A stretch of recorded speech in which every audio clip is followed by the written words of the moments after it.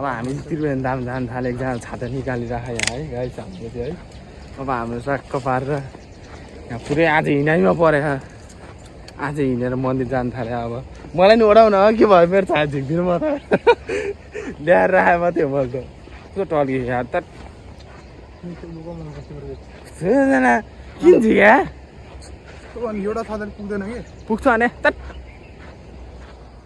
यस्तो बवाल खोला छ हेर्नु अब यहाँ हाम्रो अब यही छ मात्रै रहेछ त रोड त आम त मैले झन् पुरै पिच होला है मन्दिरसम्म भने गाई छाइसम्म पिच रहेछ एकछिन त खराब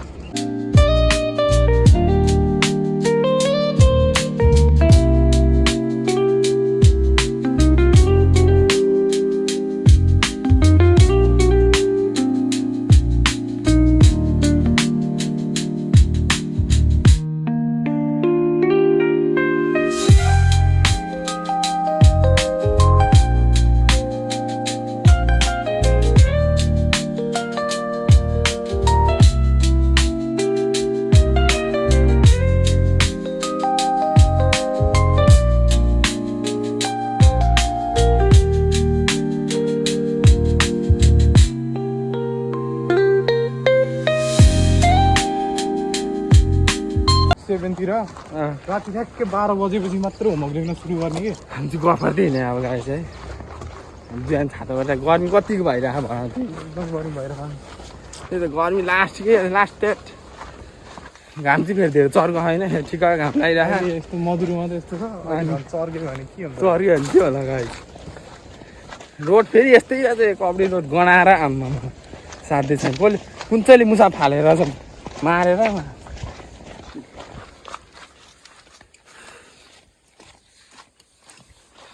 आज हामी एकछिन आधार मन्दिर जान थाल्यौँ अब बिहान यसो दर्शन गर्न जाउँ भने अब हिँडेर जान थाल्यो अब हिँडे त नहिँडे कति भयो पहिला त हिँडेर लोड गएको यही बाटो कति पछि 1 वर्षै भयो होला नहिँडेको 1 वर्षपछि आउनु थालेको छु गाइस हामी चाहिँ अब अर्को भएर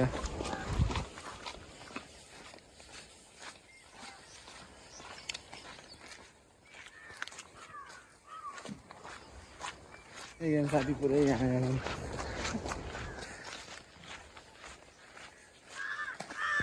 गाई चाहिँ हामी चाहिँ यताको बाटो हिँडेको अलिकति पिच रहेछ है लङ परिरहेको यत्रो घुमेर जानु परिरहेको त आइसक्यो अब मन्दिर जग्गाबाट आइसक्यो गाई चाहिँ यत्रो जानु पर्यो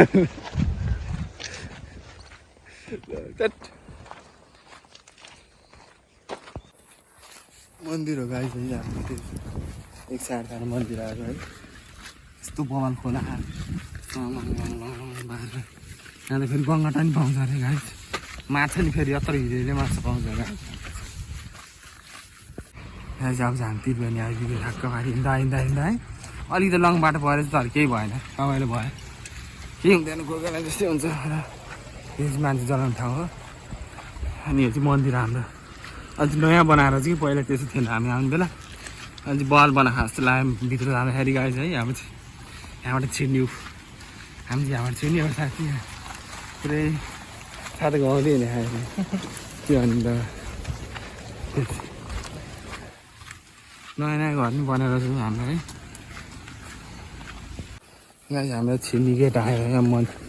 एक चाहिँ 8 मन्दिर छिर्ने गेट आयो अब यही गेटबाट छिर्छौँ गाई चाहिँ अब टिकट छ भने छँदैछ टिकट छैन भने केही छैन गाई जे भयो नि व्यवस्था गरौँला है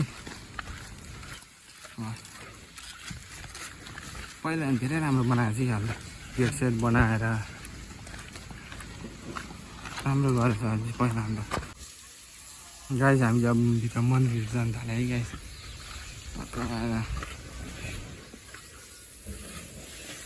एक मन्दिर हाम्रो है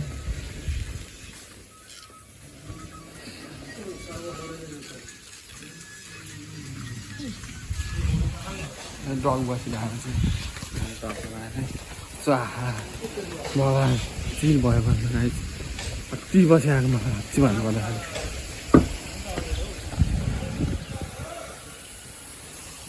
हाम्रो धारा हो 108 मन्दिर हो यसमा धारा हाम्रो गाई चाहिँ एकजना साथै निभाउनु भयो गरिमबाट बल्ल मुक्ति हुने भयो नि त है कस्तो लागिरहेको तपाईँलाई आउँदाखेरि कस्तो दामी हेर न तर मन्दिर आउँदा कस्तो लागिरहेको अहिले रमाइलो लाग्छ डर लागिरहेको छ साथीलाई है अब हामी चाहिँ अब यसो मन्दिरको दर्शन गर्छौँ एकछिन अनि त्यसपछि यसो घुमाउनु गएछ हामीले है अब एकचोटि घुमेर कस्तो दामी दामी फुल रोप्यो क्या माथि माथि ओहो लोटस नि बवाल रहेछ यहाँ चाहिँ हाम्रो यस्तो बवाल लोटस रहेछ हाम्रो बवाल लोटस रोपेर रहेछ आज हामी घुम्दैछौँ है यो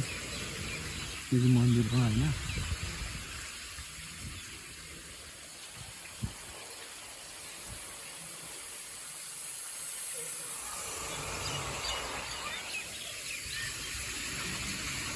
यो चाहिँ हामी नागदेवता जस्तो लागिरहेको मलाई है अलिक एक्ज्याक्ट नाम थाहा भएन तर नागदेवतै हो होइन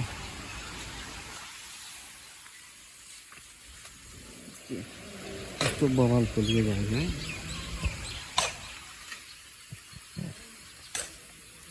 यस्तो राम्रो फुल रहेछ होइन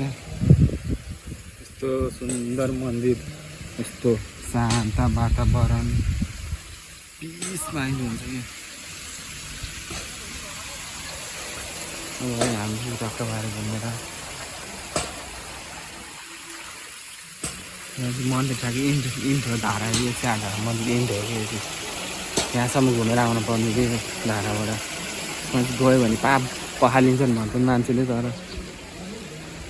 पाप पखालिन्छन् भन्छन् अब हाम्रो पनि के हुन्छ पाप पखालिन्छ कि पखालिँदैन तर त्यस्तो पाप त गरे छैन हामीले यो कि कृष्ण भगवान्को फोटो यो कृष्ण भगवान्को फोटो हो कृष्ण भगवान्को फोटो हो यो चाहिँ गाडी चाहिँ हाम्रो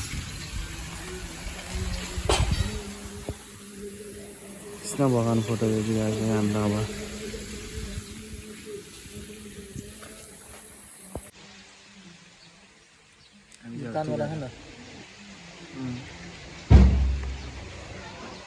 त्यो रात हिरो देखिरहेको थियो हिरो देखिरहेको हो अझ 108 धारामा पुरै नएको हो नि त गाई त्यहाँ त्यो गोरो चाहिँ देखिरहेलाई चाइनिज गोरो जस्तो देखिरहेको अमेरिकन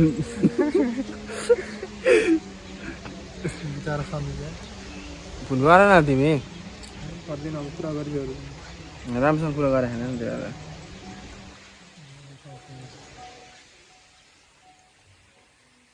हामी चाहिँ अब दोस्रो तलामा जानु थाल्यो है हामी दोस्रो साइडमा भयो चाहिँ यतापट्टिबाट टक्क जाने यतापट्टिबाट टक्क यसरी हालेर सट्टा माथि हामी चाहिँ अब जाँदै हो टिका सिका लगाएर मन्दिरमा धारामा 108 धारा मन्दिरमा घुमेर हामी दोस्रो आज आएर पुरै के अरे अफ्रिकन देखिराखेर अक्सिजन देखिरह अफ्रिकन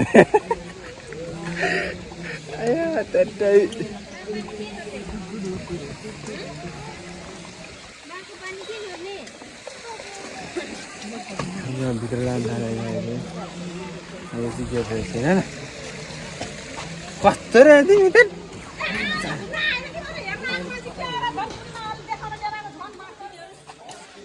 हो भनेर यस्तो मातेर क्या हाम्रो प्रोजन मातेर केही छैन